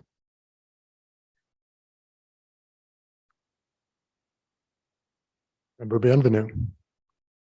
Thank you, Chair Guida. So this may not work for you, but I'll go ahead and propose this as the motion, which would be that in case 2022-005463 HDRB 220 Rodriguez Street, that the replacement, rather that the renovations as proposed on the north side of the house be approved, that the window replacements be approved, though the north side should match the other windows. And but that the remaining, and also that the north side addition approval be conditioned on the steel overhang being made of wood and or galvanized metal rather than steel. And the rest of the application I would deny on the basis that the 3 exception criteria have not been met, and further that this addition would result in a downgrade to a non-contributing status and therefore is to be denied by the board. Do we have a second? Member Aguilar Medrano. Thank you, Chair Guida. May I propose a friendly amendment?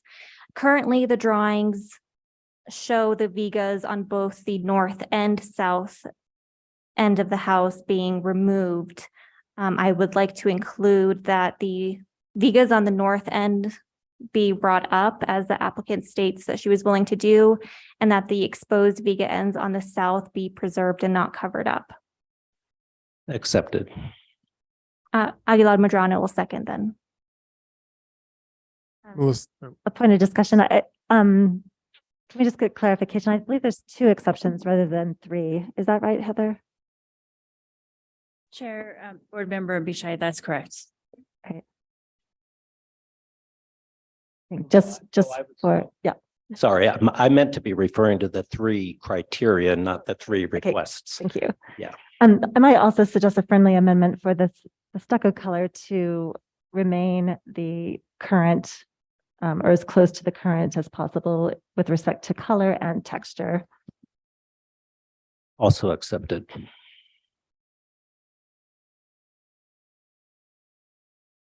Do board members have any guidance for the applicant for the rest of the project?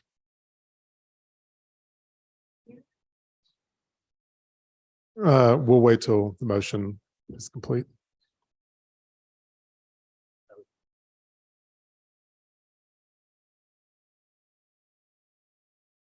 Okay. Yes. I believe it has to be on the record whether the board member who seconded the motion also accepts the friendly amendment by member Beachine. I do. Thank you. Melissa, can we have a roll call vote, please? Yes, Member Aguilar Medrano, Yes. Member Beachide, Yes. Member Bienvenue. Yes. The motion has been approved. Stephanie. Yeah, my first question is just, we had the engineers come out and Bobby Padilla to look at those 2 and assess the damage on the south face, which is the south. You probably were watching it when you were there. The southwest portion of the building from window to window has to be repaired. and all the parapets. And then on the north, it's same thing, footings and everything, but we haven't really talked about that in this meeting. Is that something that has to be approved? Because I need to start putting it back together. No, that is something we can discuss. Okay, thank you. Thank you. So just a quick procedural question, and with respect to the current interpretation about exceptions, you make recommendations only, or do you? And so the application then goes to the council on your recommendation to do what you said with the recommendation of denial. Is that the way this is going?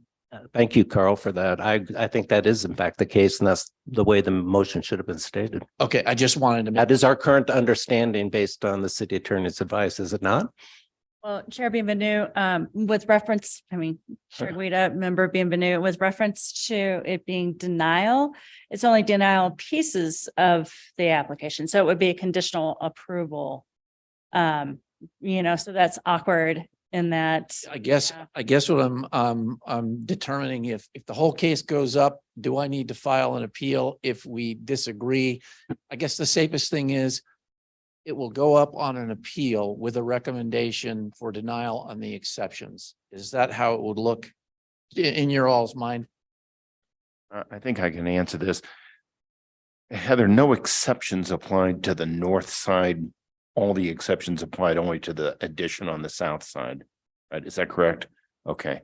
I think it would be an appeal of the H board's decision. The fact that they denied, as I read the code, the H board has the final word in denying the exceptions. If the H board approves the exceptions under 14-5.2 C5B, the recommendations are to the governing body.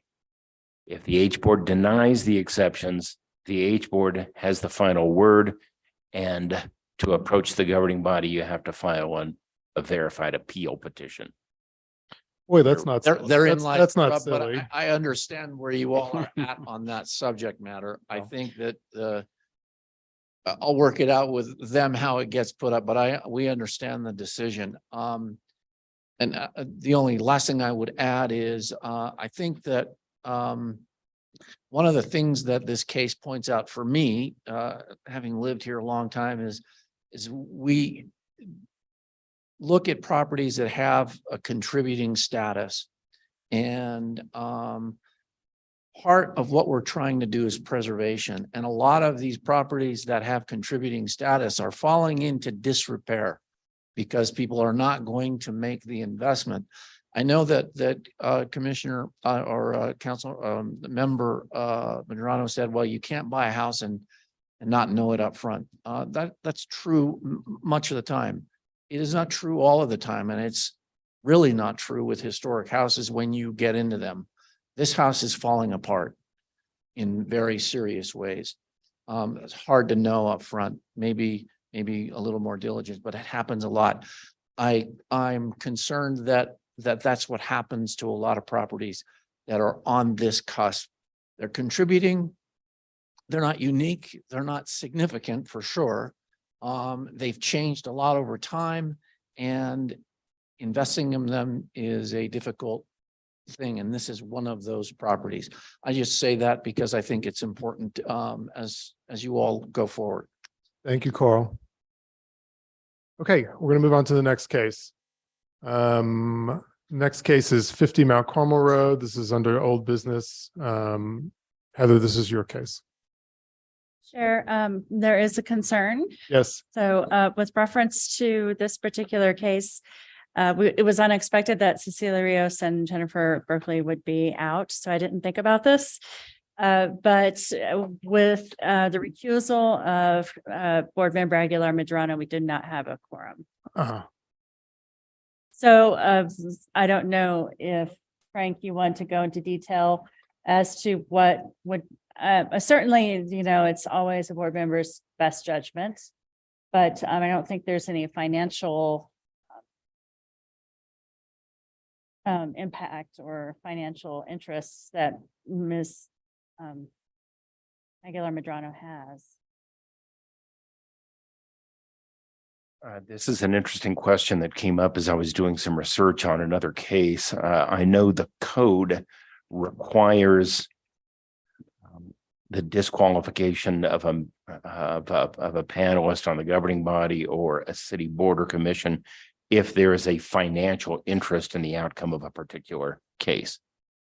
However, there are broader questions of due process that apply that require a board member to disqualify himself or herself, even if it's not specified in the code, if they are related to the applicant or have previously expressed an opinion such that it appears that they have already made a decision without hearing the entire project.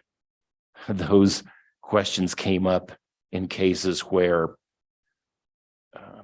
a board of county commissioners in rural counties was acting on a development plan, and there was somebody on the county commissioner that was a cousin to one of the applicants and that sort of thing. So with respect to Ms. Aguilar Medrano, the questions need to be, does she have a financial interest in the outcome, which would require her exclusion or disqualification under the code, or is she related to, or has she previously expressed an opinion such that this applicant would not get a fair hearing, which is a due process consideration? Thank you. And this is up to Member Aguilar Medrano, I believe. Thank you, Attorney Rubalid. The two criteria you stated, I don't believe apply.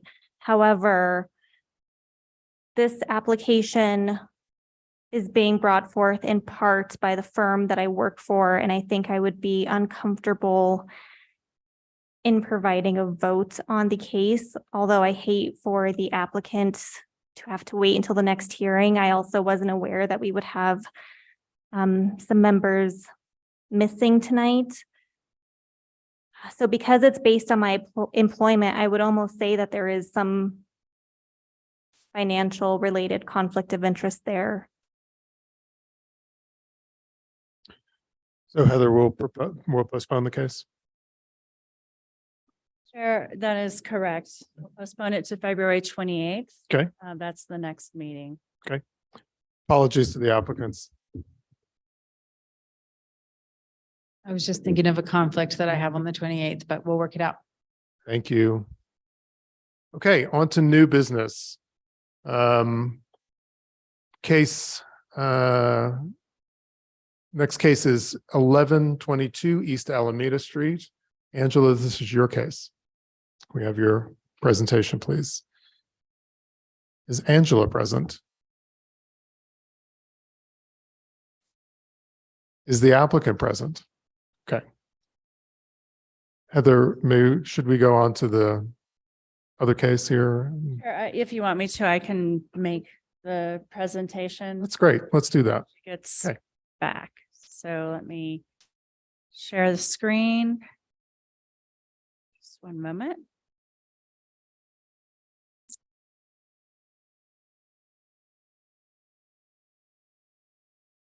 Do you see it? Yes. This case is case number 2023-6285 and is located at 1122 East Alameda Street, which is next to the Patrick Smith Park on the east side. So it is south of the Santa Fe River Alameda corridor. And adjacent to the site is an acequia that runs to the south of this particular building. You want to go ahead and sure.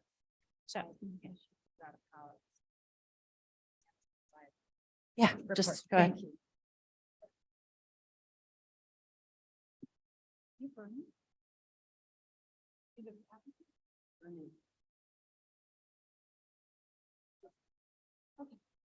The owner is here. The applicant could not come because of an issue with power. Okay. But the owner is. Okay. Yeah, I'm sorry for the shuffle here. No, we had a shuffle. Yeah, please continue, Angela. Okay, Thank so Heather got as far as showing you the vicinity map in terms of its location. There's Patrick Smith Park. off of East Alameda, almost where it becomes, oh, sorry. It's located towards the end where the East Alameda and Canyon merge. So the subject property, next slide, please, is here. This is the view on the left from East Alameda. The subject of this case is the casita, which you see behind the wall. And the casita is adjacent to the main house on the right. And that's the perspective that you see. So this is right along the entrance to Patrick Smith Park where it curves around. And often, yeah, parking is tight there. So the main house is 3,150 square feet. And there's that detached 426 square foot casita with the portal, which is the subject of tonight's case, and a 203 square foot storage building. If you could advance the next slide. And this is all located in the downtown and East Side Historic District. The main house is predominantly Pueblo Spanish Revival style, has rounded parapets and flat roofed masses. And it also features some territorial revival style elements such as whitewood trim and pediment. Based on previous 1990s cases, the property structures are non-contributing to the downtown and East Side Historic District. So the one-room adobe casita sits to the east of the main house and south of the storage shed. It features a flat roof and rounded corners and has a ramada turned portal with a sloped metal corrugated roof on its north entry elevations. So as you're looking at the floor plan here, it's really more of a site plan. It is the site plan. The existing's on the left and the proposed is on the right. The changes to the detached building in the southeast corner shows the casita as it exists, kind of square, and as the proposed is with an addition on that west elevation. The casita is burned into the site as it slopes upward to the south rock retaining wall of the Acequia Madre that runs east to west along the property line. Could you advance? I think it might show. There's photos about this later. The board approved the two ramadas, one on the casita's north elevation and one on the main house back in 1997. At some point, but not documented, the casita's ramada was roofed over with some additional wood beams and a sloped corrugated metal roof. Probably at the same time, all the windows were replaced on the casita.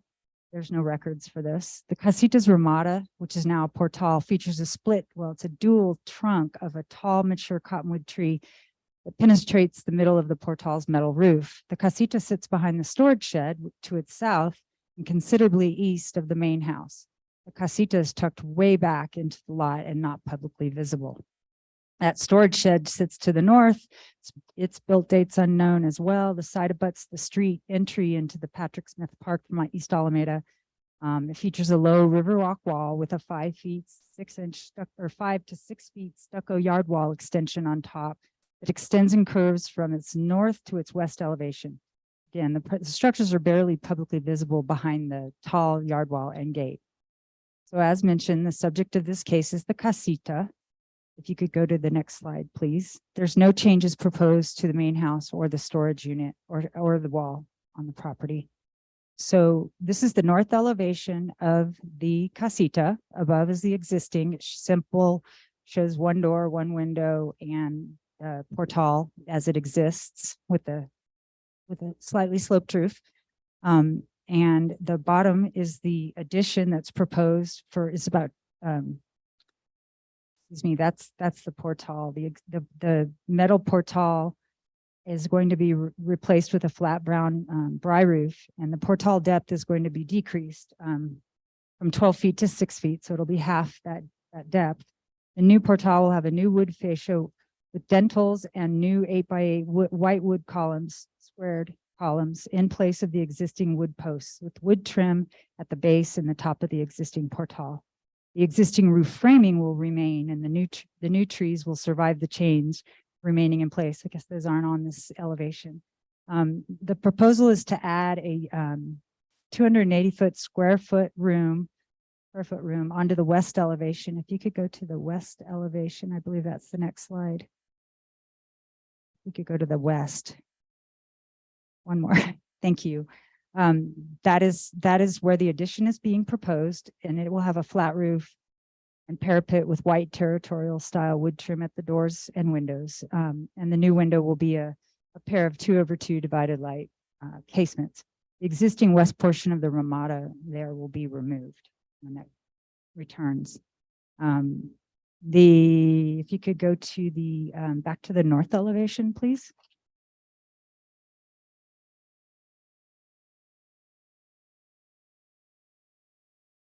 North, back up. Thank you. That existing doors, so that will be replaced, and 2 new windows will replace the it's not showing the second window on that existing north elevation, but there'll be 2 new windows. Those will be white metal clad with divided lights. And then the remaining 3 existing windows, the green metal clad simulated divided light with new windows will be to match the north elevations. They'll install new wood trim at the new exterior door and all windows, also to be painted white. And they will restucco with Stowe Color San Antonio. You could advance the slides, please. There's no, so this is the south elevation that sort of shows it bermed in. And the acequia is to the left, to the south, and is about 5 feet or 6 feet from that building wall. And in terms of the acequia madre's review of this, that was secured by the applicant, and it's in your packet picture. Next slide, please. Okay, I'm sorry. That's the existing east elevation, which shows the slope better. And that window will be replaced. You see the new portal shortened or reduced in depth below. And there's no changes to the south elevation. I Keep going? Oh, think we've got it. Okay, Thank good. you for the thorough Photos. presentation, Angela. Just one question about public visibility. What is the public visibility of this project? well, it's very minimally publicly visible, but the first photograph or the second slide showed its visibility from East Alameda. So that to the left, you see that's not the right, it's the main house. That's how it's visible from East Alameda, behind that wall. Got it. Okay. And yeah, I mean, that's its public visibility. And if you could go to more pictures, it'll give you guys a better feel for this. Thank you, Angela. Questions for Angela from the board before we go to the applicant? Okay. If I may. Yes. Staff recommends approval, finding that it meets the standards for the downtown and east side, as well as the general design standards for all the H districts. Great. Thank you, Angela. Do we have the applicant? Does the applicant wish to speak? Oh, sorry, Member Benvenu. Thank you, Chair Guida. Just a quick question, and I have a feeling you're going to defer to the applicant, but this is a non-status building or a non-contributing building? It's non-contributing based on previous cases where it was designated non-contributing. Oh, excellent. Thank you. And I can see why. I just wanted to make sure that we weren't proceeding hastily without a status designation. Chair, I'm going to ask Yes. her to advance the slides so Sure. you can see the structure, more of the structure. So below is where that's the west side where the addition is proposed, and it will well, so that's where it is. That's in the back is the south corner, and the acequia wall is visible in that picture to the right. I don't think that's it. Cool. Does the applicant wish to speak? I'll go ahead and swear you in. Do you swear under the penalty of perjury that the testimony you're about to give is the truth, the whole truth, and nothing but the truth? I do. Thank you. Please state your name and address for the record. Richard Van Sickle, 1122 East Alameda. I'd be happy to answer any questions you might have. Okay, thank you. Board members, Member Aguilar Majano. Thank you, Chair Guida. I was on the site visit today and you have a beautiful property. I've driven by it many times and hadn't noticed it, but the snow made it quite magical in your courtyard. So it was fun to visit it, and thank you for having a path shoveled for us. One question I have for you, we noticed on the site visit today that the windows are snap in place muntins on the interior side. Are the new windows going to be true divided lights? Yes, they are. Great. Okay, perfect. And then the only other thing I wanted to bring up, I know you're preserving the cottonwoods, which is appreciated. There is a very large evergreen tree to the right of this photo that staff told us was considered significant. And my only concern is that the perimeter of the new addition, I strongly believe, would cause that tree to die as it is. It wouldn't be immediate. It may take a year or so, but I think the extent that the roots would be cut, the tree would inevitably die. And I can tell by the fact that you're preserving these cottonwoods that, I believe you would have a personal interest in preserving the trees and wish to do so. So my only comment would be, it would be ideal if the city arborist could consult on this and provide a recommendation regarding what is the farthest extent the addition could be built without damaging the tree. Typically, you never want to go anything into the outer diameter of the crown of the tree before you can cause significant damage. Are you referring to the juniper tree that's the only evergreen that I can think of that's in the area of construction, and we won't be within 6 feet of its extension? I didn't take a close look at it. Heather, do you recall if it was a juniper? I know it was an evergreen. That would be the only evergreen on that side of that. Okay, then, well, so junipers, we typically, I don't think the code does identify as you have to keep them. Is that correct? Or you had mentioned that it was significant. So has it been identified anywhere else? Chair, Board Member Aguilar Medrano. So with reference to significant trees, I don't know if the species is what counts. Certainly deciduous trees like the cottonwoods are important, but I don't know that juniper is something that's excluded. I mean, it's sizable, that's for sure. So I just one quick question for the applicant. There were stakes that were staked out on the site today when we saw it. Are those stakes? That's kind of like what we believe to be the location of the farthest wall, right? Okay, thank you. And the only other, so just so you know, the only other plant that I have any concerns about, there's a shrub that's right up next to the edge of the acequia and it's on the steep part of the slope. And I do have concerns about whether or not that would survive, but I have no concerns about the juniper. It will be fine. Okay, yeah, my mistake. I should have taken a closer look at the species while I was out there. If it is a juniper, I will pull back my comments, although I do think it's beautiful and it would be nice to keep it. I do think that the health would suffer as the stakes are set, but yeah, other than that, I don't see any issues with the application. And Heather, not to diminish the concern about the tree, because it's a legitimate concern, but this is a matter like fire and life safety and other things that are still land use concerns, but are beyond the purview of the board. Is that correct? We wouldn't hold up necessarily our approval. That is correct, Chair, Okay. unless the applicant agrees to it. Okay. Requirement. Thank you for clarifying. Other board members, any questions before we go to public comment? Let's do public comment. Anybody in the room wishing to speak, please come to the podium.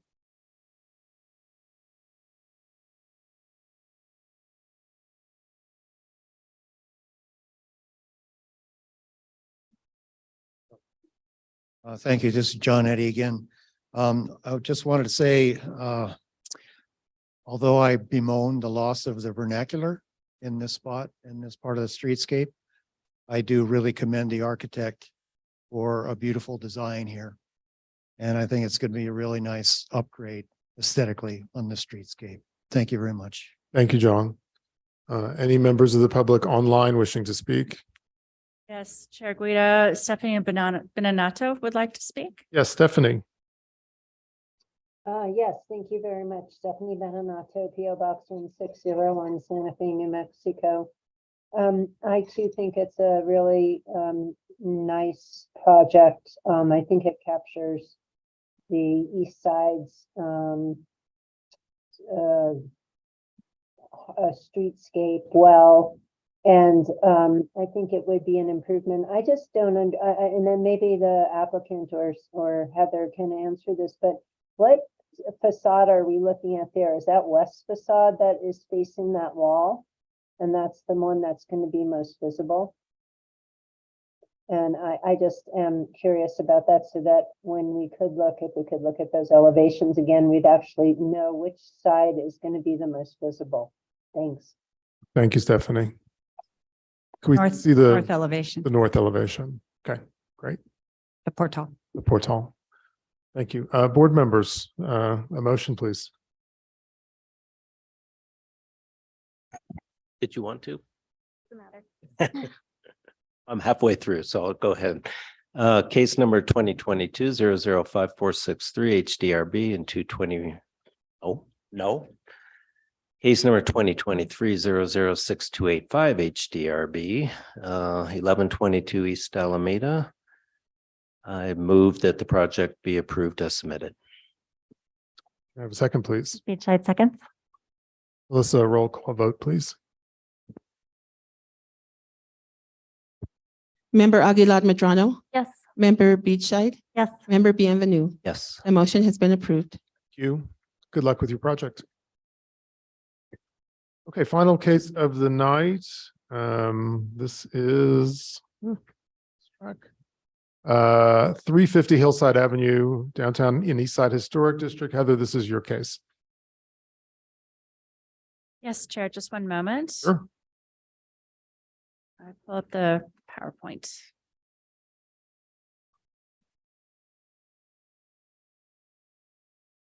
All right, so last but not least, this application is for an addition of to the south and east elevations, and the building is non-contributing, actually not status, because it was built in the 1990s and is located in the downtown and east side historic district.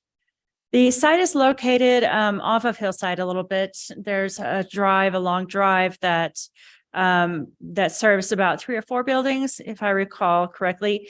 And then if you might recall, in a previous case was 346 Hillside, which the arrow sort of goes to. I didn't carry the arrow long enough to show this house, but that is immediately to the north of this particular site. And then the Mansioni Park is here, just as a understanding context. And then Paseo Peralta is to the west of the site itself.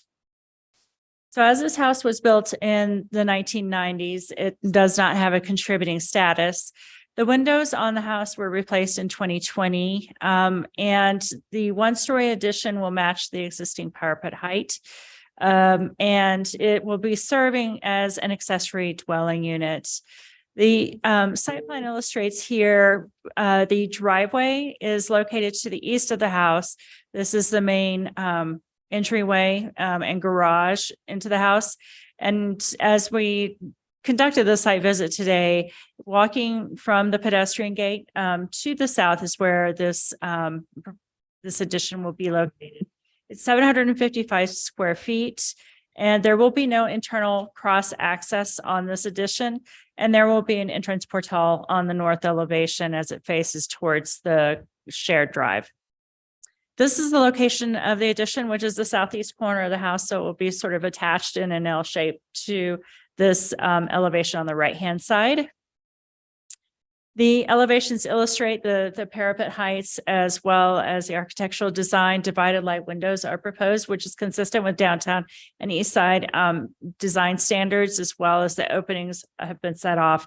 And the finishes will be to match the existing residence, and those details are provided in your packets as well. And so these are the south and the west elevations. And once again, the south would be sort of that around the corner is the courtyard for the principal residence. And then the west elevation sort of face into that courtyard of the principal residence. And with that, staff finds that all approval criteria for the downtown and east side historic districts have been met, and the addition will have similar materials, height, architectural treatments, and style. That concludes the presentation. Thank you, Heather. Board members, questions for Heather for clarity? No. If the applicant wishes to speak to the case, please come on down and get sworn in. Hi, do you swear under the penalty of perjury that the testimony you're about to give is the truth, the whole truth, and nothing but the truth? Thank you. Please state your name and address for the record. Natasha Ribeiro, 114 Camino de las Crucitas, Santa Fe, New Mexico, 87501.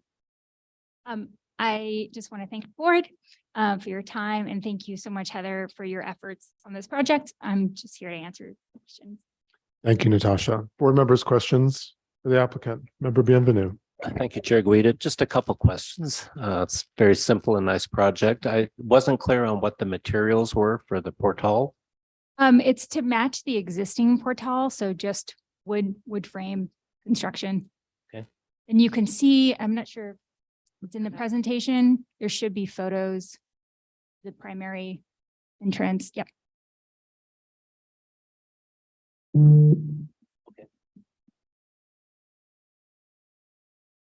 It's to match that portal right Correct. there. Great. And then I understand it's a prefab.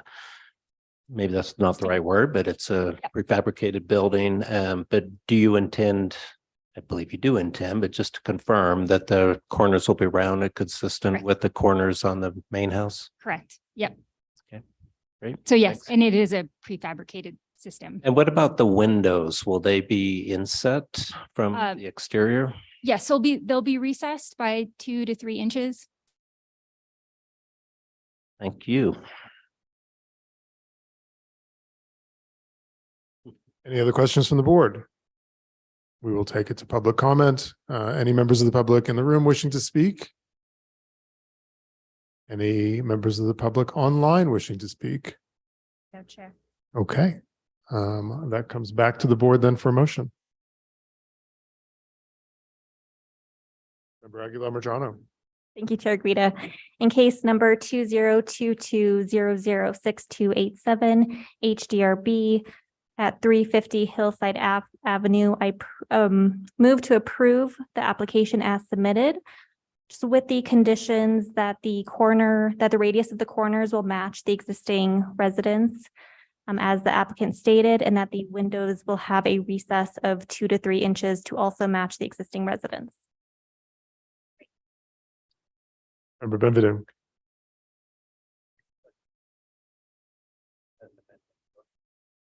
Will be Tribal second. I think the case number is 2023, just for the record. I think you said 2022. It's still early in the year. We're at 350 Hillside, right? Yes. The case number is 2022, I think. On That's the what my packet has. Hmm. But you're right. Mhm. Yeah, I guess I'll just stick to what the packet says unless Attorney Rubley wants me to change it to 2023. It actually was submitted prior to 2023. So it has a 2022 number. Oh, okay. Because the agenda said 2023, I believe, because I copied it from the agenda, but so it's 2022? Let me double check.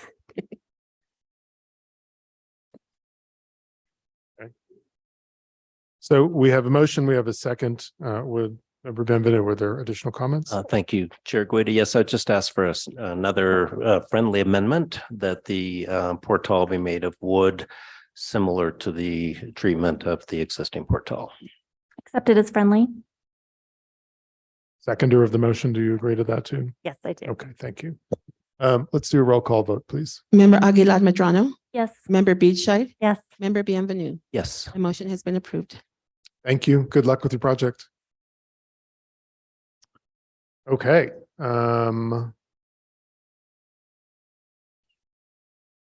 We are Done with cases. Any discussion items from staff?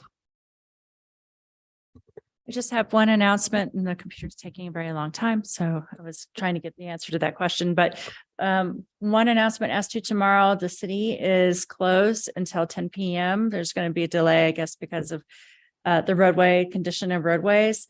There are a couple of board members that will be participating in the morning with reference to the zoning code update. And that starts at 8 o'clock and the project team will be here. So we'll proceed with that at 8 o'clock sharp. And a delay till 10 a.m., not 10 p.m. Oh, Right? yes. Okay. 10 a.m. Okay. Good. Thank you. So 8 to 10, the city hall is officially closed, but for the zoning code update project team that we will be here to discuss that. Okay, great. And if you don't feel comfortable driving, there is a hybrid option. So you can feel free to join that way. Wonderful. Thank you, Heather. Matters from the board. Okay. Our next meeting is Tuesday, February 28th, 2023. I will hear a motion to adjourn. Mr. Yes, Frank. Mr. Acting Chair, I should report back to the governing body that with respect to the appeal on the combination stucco yard wall fence at 330 Don Cabero, which was the reconstruction of which was denied by the board last year. I believe there was a H board meeting in May at which that was denied.